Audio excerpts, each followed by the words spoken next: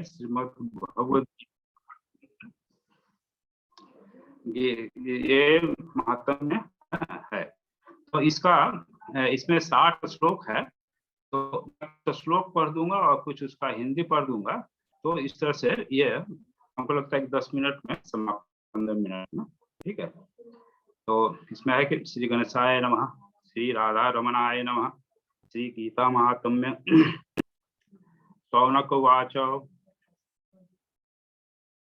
गीतायाश्चैव महात्म्यं यथा वक्तुत मे वद पुराणारायणक्षेत्रे व्यासेन मुनिनोदितम्।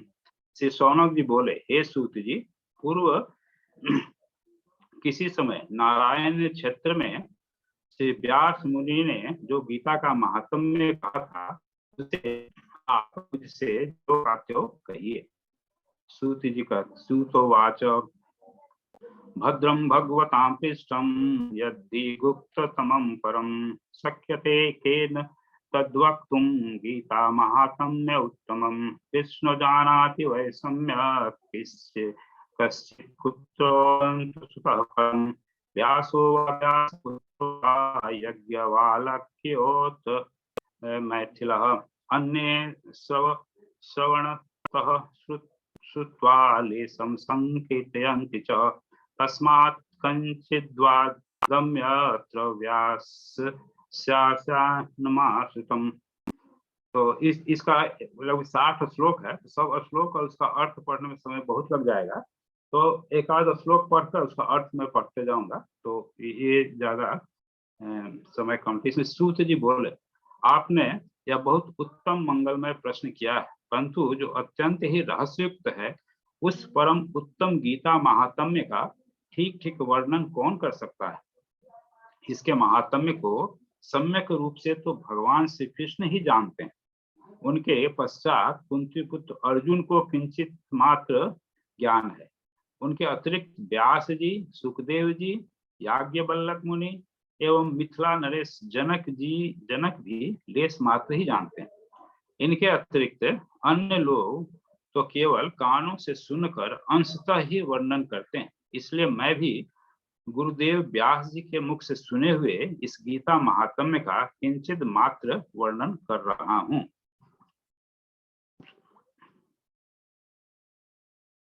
अब सर्वोपनिषदो गावो दुग्धा गोपाल नंदन पार्थो वत्स सुधीर भक्तो दुग्धा गीतामृतम महत्। ये 9 श्लोक है लगातार, तो इसको मैं एक श्लोक पढ़ दिया। अभी 9 का भाव पढ़ देता हूँ। समस्त उपनिषद गौवे हैं तथा गोपाल नंदन श्री कृष्ण उन्हें दूहने वाले हैं। अर्जुन उन गौओं के बछड़े हैं और यह महत्वपूर्ण गीता रूप अमृत ही उसका दूध है तथा सुबुद्धिमान विवेकी पुरुष ही इसका पान करने वाले हैं। जिन्होंने पूर्व काल में अर्जुन के सारथी का काम करते हुए त्रैलोक्य के उपकारार्थ गीता रूपी अमृत प्रदान किया, उन परमात्मा श्री कृष्ण चंद्र को नमस्कार है।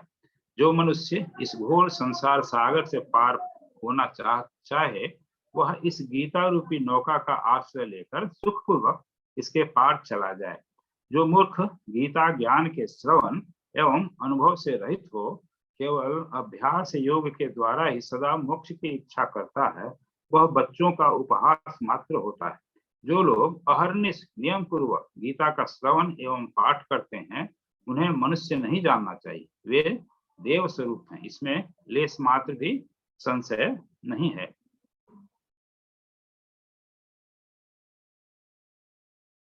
और तो थोड़ा सा ये स्पष्ट नहीं है। जो गीता का अर्थ नहीं जानता, उससे बढ़कर नीच मनुष्य अन्य कोई नहीं है।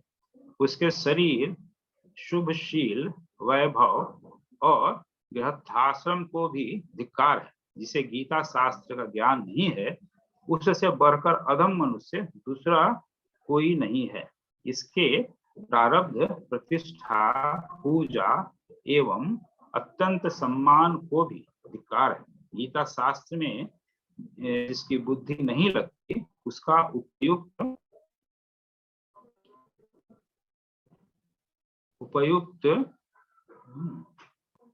सब कुछ निष्फल बताया गया है। गीता के विरुद्ध ज्ञान देने वाले गुरु को तथा उसके व्रत निष्ठा तप और यश को भी धिक्कार है। जिसके यहाँ गीता के अर्थ का पठन पाठन नहीं होता, उससे बढ़कर अधम मनुष्य अन्य कोई नहीं है। जिस ज्ञान का गीता अनुमोदन नहीं करती, वह आसुरी प्रकृति के लोगों के मस्तिष्क की उपज है, ऐसा समझना चाहिए। वह ज्ञान वेद वेदांतों द्वारा निंदित धर्म के से रहित एवं व्यर्थ है। इसीलिए संपूर्ण ज्ञान का उपदेश करने वाली समस्त शास्त्रों की सारभूता धर्ममयी एवं परम विशुद्ध होने के कारण यह गीता ही सर्वश्रेष्ठ है। जो वैष्णव पर्वों के दिन अथवा एकादशी आदि में गीता का पाठ करता है तथा जो सोते जागते चलते खड़े होते सब काल में गीता का स्वाध्याय करता रहता है, वह लौकिक शत्रुओं तथा काम क्रोध आदि मानसिक वैरियों से भी पराभव को नहीं प्राप्त होता। सालाग्राम शिला के निकट देवालय, शिव मंदिर और तीर्थ में अथवा नदी के तट पर गीता का पाठ करने वाला मनुष्य अवश्य ही सौभाग्य प्राप्त करता है। देवकी नंदन भगवान श्री कृष्ण गीता पाठ से जैसे प्रसन्न होते हैं, वैसे वेदों के स्वाध्याय, यज्ञ, तीर्थ, दान एवं व्रत आदि से भी नहीं होते। जिसने उत्तम गीता शास्त्र का भक्ति भाव से अध्ययन किया है, उसने मानो सभी वेदों, शास्त्रों एवं पुराणों का अध्ययन कर लिया है। योगियों के स्थान में, सिद्ध पीठ में, सालग्राम शिला के सम्मुख, संतों की गोष्ठी में, यज्ञ में तथा किसी विष्णु भक्त पुरुष के आगे गीता का पाठ करने वाला मनुष्य शीघ्र ही परम सिद्धि को प्राप्त होता है। और जो प्रतिदिन गीता का पाठ एवं श्रवण करता है, उसे मानो अश्वमेध आदि सभी यज्ञ दक्षिणा सहित संपन्न कर लिए। जो गीता के अर्थ का श्रवण करता है एवं जो दूसरों के समक्ष उसका वर्णन करता है तथा जो दूसरों के लिए गीता सुनाया करता है, वह परम पद को प्राप्त होता है। जो विधि पूर्वक बड़े आदर सत्कार एवं भक्ति भाव से गीता की शुद्ध पुस्तक किसी विद्वान को केवल अर्पण मात्र करता है, उसकी पत्नी सदा अनुकूल रहती है। यह यश, सौभाग्य एवं आरोग्य लाभ करता है तथा प्यारी पत्नी आदि का प्रेम भाजन होकर उत्तम सुख भोगता है। इसमें तनिक भी संशय नहीं है। जिस घर में प्रतिदिन गीता की पूजा होती है,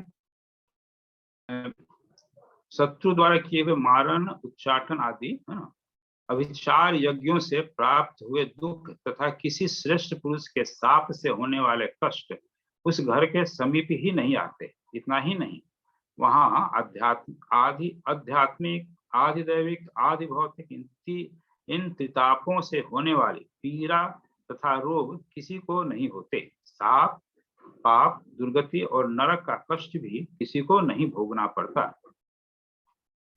जो गीता के अभ्यास में लगा रहता है, उसके शरीर में चेचक के फोड़े आदि कभी बाधा नहीं पहुंचाते। वह भगवान श्री कृष्ण के चरणों में दास भाव तथा अनन्य भक्ति प्राप्त कर लेता है। प्रारब्ध भोग करते हुए भी उसका सभी जीवों के साथ सदा सख्य भाव बना रहता है। गीता का स्वाध्याय करने वाला मनुष्य कभी महापातकी पाप भी कर बैठता है तो उन पापों से उसका कुछ भी स्पर्श नहीं होता। अनाचार, दुर्वचन, अभक्ष्य भक्षण तथा नहीं छूने योग्य वस्तु के स्पर्श होने वाले जान अथवा अनजान में किए हुए प्रतिदिन इंद्रिय जन जितने भी पाप हैं, वे सब के सब गीता का पाठ करने से तत्क्षण नष्ट हो जाते हैं। जो सर्वत्र भोजन करता है एवं सबसे दान लेता है, वह भी यदि गीता का पाठ करता है तो वह उन पापों से कभी भी लिप्त नहीं होता। रत्नों से युक्त संपूर्ण पृथ्वी का अविधि पूर्वक दान स्वीकार करके भी गीता का एक ही बार पाठ करने से मनुष्य सदा शुद्ध स्फटिक के समान निर्मल हो जाता है। जिसका चित्त सदा गीता में रमा रहता है, वही अग्निहोत्री है, वही सदा मंत्र जापी है, वही कर्मनिष्ठ है, वही पंडित है, वही दर्शनीय है, वही धनवान है, वही योगी और ज्ञानवान है तथा वही यज्ञ कराने वाला यजमान एवं संपूर्ण वेदों को के अर्थ का ज्ञाता है। यहाँ जहाँ गीता की पुस्तक रहती है तथा जहाँ गीता का नित्य पाठ होता रहता है, उस स्थान पर और पाठ करने वाले के शरीर में प्रयाग आदि सभी तीर्थ निवास करते हैं तथा जीवन काल में सभी देवता, ऋषि और योगीजन उनके शरीर की रक्षा करते रहते हैं। जहाँ गीता पाठ होता रहता है, वहाँ गोपालक भगवान श्री कृष्ण भी नारद, ध्रुव आदि अपने पार्षदों के साथ शीघ्र ही सहायता के लिए उपस्थित हो जाते हैं। जहाँ गीता संबंधी विचार और उसका पठन पाठन होता रहता है, वहाँ भगवान श्री कृष्ण श्री राधिका के साथ विराजमान हो अत्यंत प्रसन्न होते हैं। आनंद कंद सच्चिदानंद घन भगवान बोले, हे पार्थ, गीता मेरा हृदय, गीता मेरा उत्तम सार तत्व है, गीता मेरा अत्यंत तेजस्वी और अविनाशी ज्ञान है, गीता मेरा उत्तम स्थान है, गीता मेरा परम पद है, गीता मेरा परम ध्येय एवं मेरी यह गीता मुमुक्षुओं के लिए परम गुरु है। मैं गीता के ही आश्रय में रहता हूँ। गीता मेरा उत्तम गृह है और गीता ज्ञान का आश्रय लेकर मैं तीनों लोकों का पालन करता हूँ। इसमें लेस मात्र भी संदेह नहीं कि मेरी यह गीता पराविद्या और ब्रह्म स्वरूपनी है। यह अर्धमात्रा सर्वोत्कृष्ट एवं अनिर्वचनीय स्वरूपा है। हे पांडव, अब मैं तुमसे गीता के गुह्य नामों को कहूंगा, तुम ध्यान से सुनो। इन नामों के कीर्तन से संपूर्ण पाप तत्क्षण नष्ट हो जाते हैं। गंगा, गीता, गायत्री, सीता, सत्या, सत्यवती, ब्रह्मवल्ली, ब्रह्म विद्या, विसंध्या, मुक्त गेहिनी, अर्धमात्रा, चिदानंदा, भवग्नि, भ्रांति नाशिनी, वेद त्रयी, परानंदा और तत्वार्थ ज्ञान मंजरी, ये 17 नाम हैं। जो मनुष्य निश्चल चित्त होकर इन नामों का नित्य जप करता है, वह सनातन ज्ञान सिद्धि को प्राप्त प्रणांत के पश्चात परम पद को पाता है। यदि कोई गीता का संपूर्ण पाठ करने में असमर्थ हो तो उसे आधी गीता का पाठ प्रतिदिन अवश्य कर लेना चाहिए। ऐसा करने से उसे नित्य गोदान करने का फल प्राप्त होता है। इसमें लेस मात्र भी संशय नहीं है। प्रतिदिन तृतीय भाग का पाठ करने वाला मनुष्य सोम याग का फल प्राप्त करता है। छठे अंश का नित्य पाठ करने वाला मनुष्य गंगा स्नान का फल प्राप्त करता है। 2 अध्याय का निरंतर पाठ करने वाला मनुष्य इंद्रलोक को प्राप्त होता है और वहां निश्चित रूप से एक कल्प पर्यंत निवास करता है।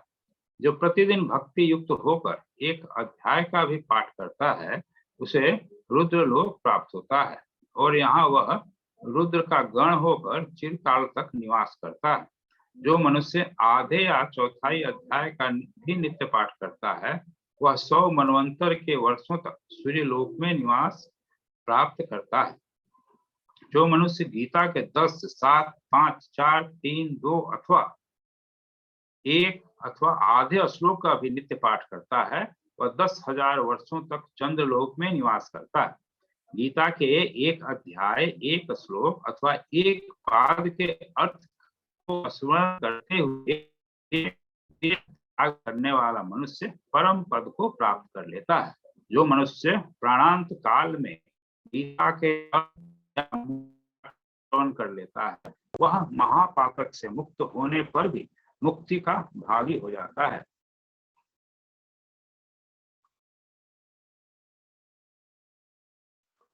जो चिदानंद स्वरूपनी से गीता की पुस्तक से संयुक्त हो प्राणों को त्याग कर जाता है, वो वैकुंठ धाम को प्राप्त होता है, वो भगवान विष्णु के साथ आनंद भोगता है। गीता का पाठ होते समय मरा हुआ जीव मरकर पुनः मनुष्य योनि में जन्म लेता है और उसमें गीता का पुनः अभ्यास करके उत्तम मोक्ष को प्राप्त होता है। गीता इस शब्द का उच्चारण मात्र करने से मरने वाला मनुष्य भी सद्गति को प्राप्त हो जाता है। सर्वत्र जो कर्म गीता का पाठ और कीर्तन करते हुए संपन्न किया जाता है वह सारा कर्म निर्दोष होकर पूर्णता को प्राप्त हो जाता है। जो श्राद्ध में पितरों के उद्देश्य से गीता का पाठ करता है उसके पितर संतुष्ट होकर नरक से स्वर्ग को चले जाते हैं। श्राद्ध में तृप्त हुए पितृगण गीता पाठ के से संतुष्ट होकर अपने पुत्रों को आशीर्वाद देते हुए पितृलोक को जाते हैं। गाय की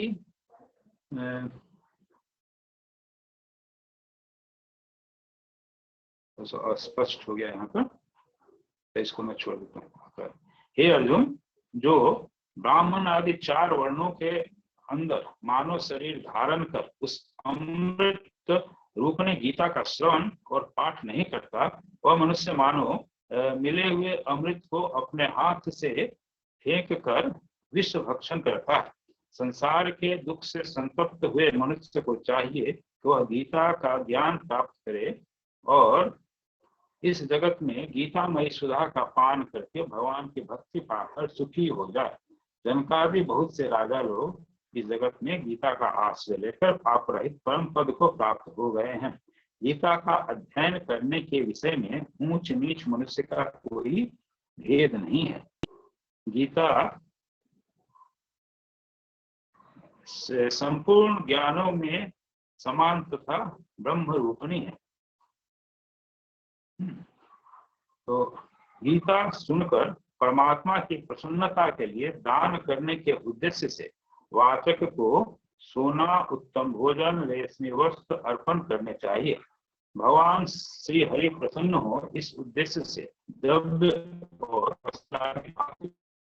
अनेकों उपकरणों द्वारा प्रसन्नता पूर्वक भक्ति भाव से वाचक की पूजा करनी चाहिए।